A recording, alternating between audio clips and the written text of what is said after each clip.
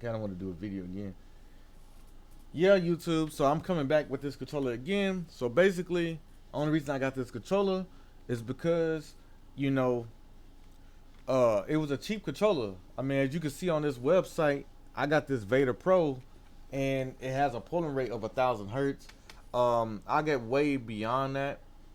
A lot of people are not even getting this number. I am though, and it got something to do with your computer configuration and what USB port you putting in. If you putting it in 2.0 or 3.0, if you got it in 2.0, you might not get the speeds that you want, but you know it is what it is. Um, Another thing, they got other controllers out there that's real cheap. I have one of their X15 controllers, but this X20 is looking pretty damn good compared to the DualSense Edge. DualSense Edge has a stick latency of 8 and a 3.28. This has a 3.08. You're not going to notice it by a negative eye, but the latency of the sticks on the Easy Max 20. And this video is all about talking about latency of controllers and which controller y'all should get if y'all want a budget controller and not want to spend $200 for some bullshit like a cheap ass module or something. They don't even have mouse click buttons or Hall effect sticks.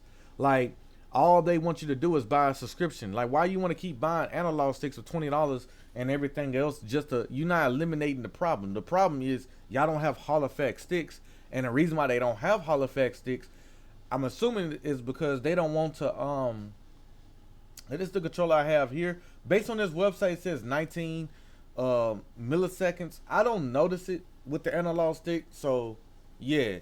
But I might switch back up to the Series X controller because it's a constant 7 milliseconds around the board, no matter how you put it and how you set it. But here we go. I still got the Series X controller. So yeah, all these, this controller has mouse clicks buttons. I don't know about the triggers, but I know that the button has mouse tricks, mouse click buttons, because I heard about the review on it. But this controller right here has mouse clicks or whatever. It don't have trigger adjustment or whatever they call it, adaptive or whatever they call it. It's some type of special treatment that they do with the triggers that make the trigger adapt to like how you're pressing down on it in certain games and how fast it will respond to you or whatever. But like, you know, this is the website y'all should go to if you really want to get an idea on how fast your controller is, depending on what controller you buy professionally or whatever the case may be that you're trying to use for certain things. Like you go in here, you can get a whole like line of tests of people getting different people getting like different like stats or different millisecond times, different latencies. Because latency does not equate to pulling rate. I repeat, latency does not equate to pulling rate. This is just part 2 to the part 1. If you didn't see part 1 video, go ahead and click the link in the description. Hit the like button, subscribe if you want more videos like this. I'm gonna review more controllers that's cheap. I'm not touching no $200 controller no more if they don't have Hall effect sticks. Because like it makes no sense. I heard that the scuff controllers, you can get them as Hall effects, but those are the only $200 controller I might get over the DualSense Edge. The DualSense Edge is just a gimmick that just trying to get you to buy a subscription of their analog sticks. Once you start getting stick drift, they want you to continue buying analog stick, buying analog stick, buying analog stick until you get tired, until you get tired of just buying it. I feel like you're not eliminating the problem. Like I said, you still, the problem is still there. It don't have to be Hall effect sticks. It can be TMR sticks. Now I heard that TMR sticks can have some mechanical problems. Now I'm not saying that it just like Hall effect sticks, you will never have stick drift. The whole point of Hall effect sticks is to eliminate stick drift. It is that Hall effect sticks requires more power from the controller to work, so you might have lower battery life compared to other controllers or whatever the case may be. TMR sticks is just like Hall effect sticks, but it uses less power. The DualSense Edge don't have TMR sticks. The DualSense Edge, it uses some type of mechanic analog stick that whatever it uses, I forgot what it is, but it used some type of module analog stick that they always been using, which is the new era analog stick. And I think the Series X controller has the same thing. The one thing I will say about the DualSense Edge that the Xbox Series X has that the DualSense Edge don't, beyond the latency, or you could say pulling rate and latency does not equate, by the way. But when I say pulling rate, because latency might not defer the controller, it's all about real world performance and when you're playing in game. Is that I can sit up there and take the analog sticks off with ease and put it right back on. It's not no cheap ass plastic or whatever. Everything is made out of metal except the faceplate. Except the faceplate, I think is like some type of hard plastic, but like the back plate, this plate right here is metal. I think it feels like metal. It's like some hard ass plastic. Everything is magnetized on this controller, and to be honest, I haven't had stick drift on this controller, and I had this for 2 years.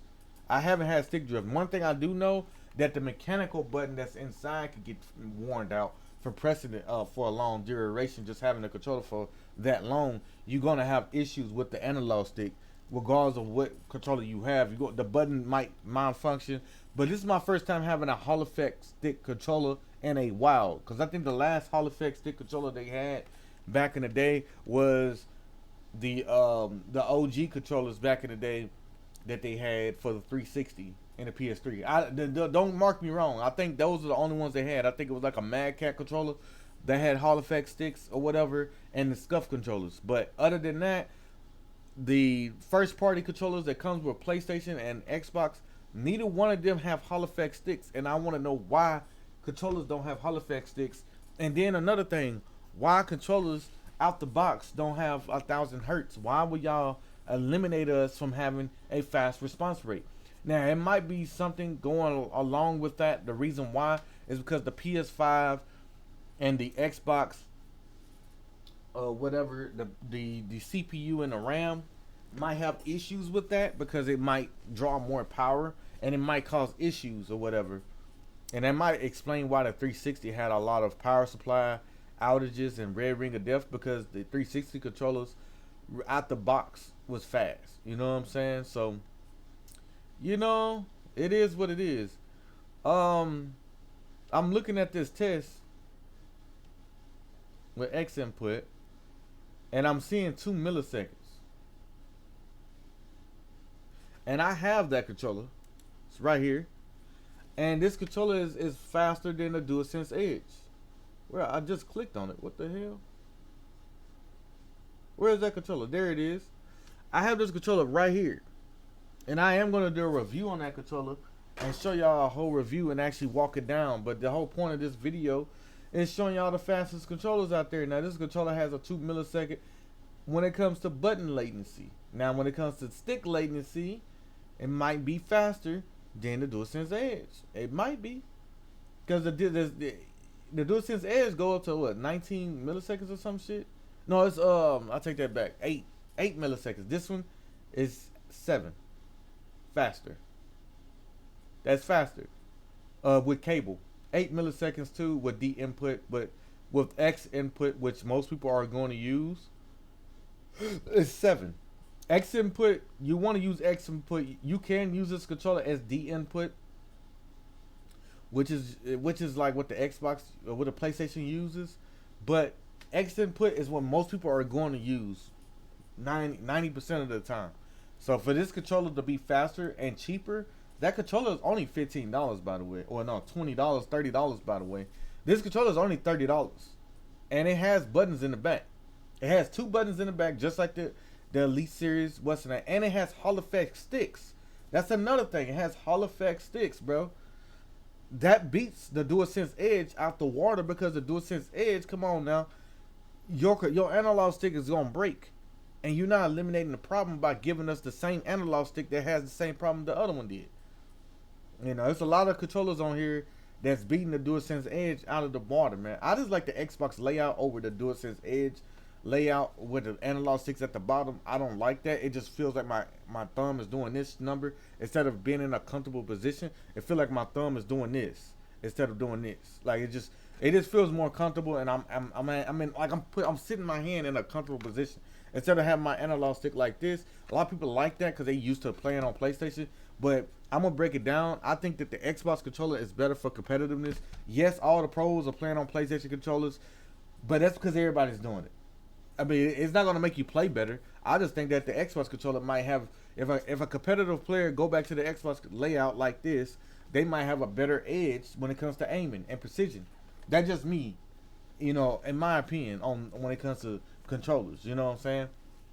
But it is what it is. You know, it just depends on what you're comfortable with, whatever the case may be. But yeah, go on the website and look it out. If you're on a computer, go ahead and download their apps to test out your controller to see how it compete amongst the best or whatever the case may be. And yeah, man, thank you for watching part 2. Part 3 will come out, and I'm gonna review more about the controller. It's gonna be me playing the game or whatever the case may be, because I can't really cover everything about the controller in one video. It just seemed like I was just all over the place, and I'm getting like false numbers and stuff like this right here saying 16. You get what I mean? I don't feel that in none of these controllers, by the way. I have played on a DualSense, not DualSense Edge, but DualSense, and I haven't had no issues with the stick millisecond, because you're not gonna tell by the negative of the eye. And then for button latency to be that low on a FLYDIGI or whatever, and then the stick latency to be that high, like that separate, is crazy. I don't think that's accurate in my opinion. But yeah, you know, it is give or take. Give or take, you know. That might be an error on their end. But they said 19 ms is good because you're getting 1,000 hertz. But like I said, the polling rate does not equate to latency. Polling rate is not equate to latency. That's the whole point of this video, is to show y'all test results, to tell y'all, like, when y'all looking at people talking about overclocking to 8,000 hertz, you might hurt your PlayStation, and you might hurt your PC, and you might hurt your frames doing that, by the way, because the controller is not capable of doing it. The controller only can do 1,000 hertz according to this website, and these are people doing it by professionally with like actual modules, taking the controller apart and using